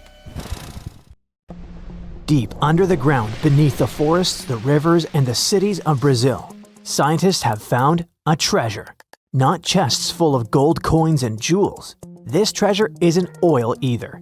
In fact, 100 years ago, almost nobody cared about this material at all. But today, this treasure has the power to turn any country into a superpower. So what is it? Ready? Brazil has discovered enormous deposits of REE, rare earth elements. If you want a shorter name, just call them the new gold. Rare earth elements are a group of 17 elements from the periodic table. Chemists divide them into two groups, light rare earths from lanthanum or europium, and heavy rare earths from gadolinium to lutetium. For most people, these names sound like magic spells from the world of Harry Potter. Avada Sumarium, Expecto Gadolinium. You may never have heard of these names before, but they're hiding everywhere around us. Our modern world would collapse without them. We call them rare because they don't usually gather in one place. They're spread out through large areas of rock and soil, so it takes a lot of work to collect them. They're hiding from us, and we have to dig and separate and process huge amounts of ground before we get a small amount of these elements. But what do we get in return? We get technology. We get clean air, better energy efficiency, lighter parts for machines, brighter screens, and stronger magnets. Rare earth elements are like secret ingredients. On their own, they don't look impressive. But when you combine them with other materials, they produce powerful reactions. They make glass for lenses, engines, phones, headphones, MRI machines, solar panels, and many other things. Without them, airplanes would be heavier, rockets would be slower, screens would be darker, and many products simply wouldn't exist. One example is neodymium, which is used to make magnets. Not those that you put on your fridge after travel. A wind turbine needs a magnet made from neodymium. That turbine produces electricity. The electricity charges your laptop. Your laptop lets you watch videos and play games. It's just a magnet, but it directly affects your life. But this magnet can't exist without neodymium. A tiny element in the ground becomes a tiny part inside a giant production that keeps our modern world running. And this is far from the only use of neodymium. And here is why Brazil matters. This country has a chance to become the second largest supplier of rare earth elements in the world and the #1 outside of Asia. Mining these elements creates jobs for thousands of people. Processing and selling these metals is a huge boost for the economy. But talking about economic indicators is boring, so let's play a game instead. You'll hear the name of a rare element like a spell from a magic book and try to guess what it's used for. Yeah, once the game is over, you won't magically turn into a REE expert, but you'll surely get to know the subject matter. Maybe you'll even want to work in this field someday. Ready? The first element is scandium. What is it used for? Making books, baseball bats, or chainsaws? The answer is bats. People use scandium to make super strong metal alloys and ultra-light components. Where else can we see it? In bicycle frames, aerospace parts, rocket components, stadium lights, and even X-ray machines. Scandium helps send spacecraft into the sky and produce semiconductors. You have heard that word many times, but many people don't know what it means. A semiconductor is something that can let electricity through and also block it. It's like a tap. Water can flow or it can stop. Semiconductors do the same thing with electric current inside microchips. They're essential for every piece of modern electronics. Next, yttrium. Where can you find it? TVs, ceramics, or batteries? It was a tricky one, so the answer is everywhere. Plus, this element is essential for superconductors. A superconductor is a material that can carry electric current with zero electrical resistance, meaning no energy is lost as heat. In ordinary materials, electricity always produces heat because of resistance. But when superconducting materials are cooled to very low temperatures, resistance disappears and current flows perfectly and safely. Yttrium-based components are crucial components of certain high-temperature superconductors, helping make them practical and usable in real-world applications. So this is also a crucial element for scientists who love to conduct experiments with extremely low temperatures. Yttrium is also added to metals to make them stronger, more heat-resistant, and even more resistant to radiation. In other words, this element is a magic boost for metals. Here comes lanthanum. It sounds like a mighty wizard from a fantasy world who uses spells of illusions or mind control. But what is it for in the real world? Lenses from video cameras? A pencil lead? Air conditioners? Lanthanum is used to make optical glass in camera lenses. When you watch a beautiful scene in a movie or take a photo with your phone, you can quietly thank lanthanum and the people who mined it from the ground. It's also used in oil refining, helping us get fuel and energy that our machines need. Cerium is yet another unsung hero. What does it do? Does it help purify the air, boil water in a kettle, or ensure the operation of vacuum cleaners? It helps the environment.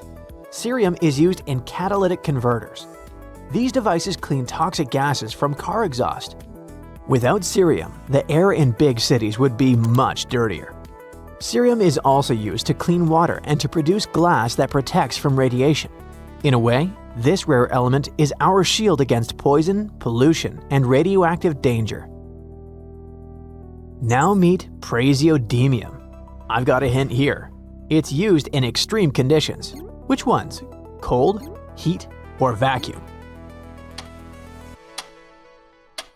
Praseodymium helps to carry out work in extremely low temperatures, far below the coldest point in Antarctica. It's also used in lasers, magnets, and even for making yellow-green pigments in glass and ceramics.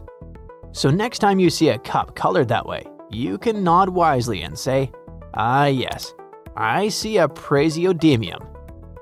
The next element is essential for anyone who loves music. Meet neodymium. What do you think? Are these headphones, microphones, or synthesizers that work thanks to it? This element is used to make magnets that are necessary for speakers, headphones, and hard drive production. It also helps to create high-strength permanent magnets, which are crucial for electric car engines, wind turbines, and many other things. But for most people, the magic of neodymium is simple. It gives us music in our headphones while we ride the bus, walk in the park, or relax at home. REE are everywhere.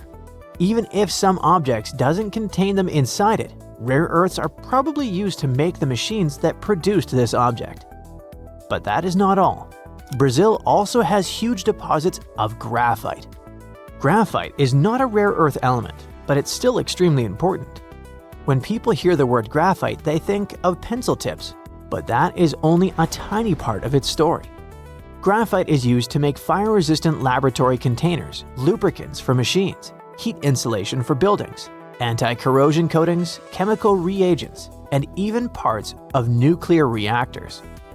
Another treasure that Brazil has is lithium. It's not REE, but our modern world depends on it very much. Today, most modern batteries can't work without lithium. Your phone, your laptop, your electric car, iPad, and camera. All of these devices run on these batteries. Most of the world's lithium comes from Australia. Argentina and Chile produce large amounts too, but Brazil is rising fast. In 2023, this country became the 5th largest producer of lithium. Soon, it may reach 3rd place.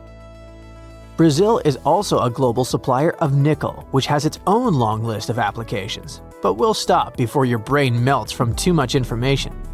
Now you've heard about rare earth elements and the surprising role they play in our lives. They're invisible to us, but they power our world. They help us travel, communicate, create, and dream. That's why this treasure under the soil of Brazil is so valuable. It's not just elements, it's the future. Game over! Congratulations, you've just completed REE 101. Here's your certificate.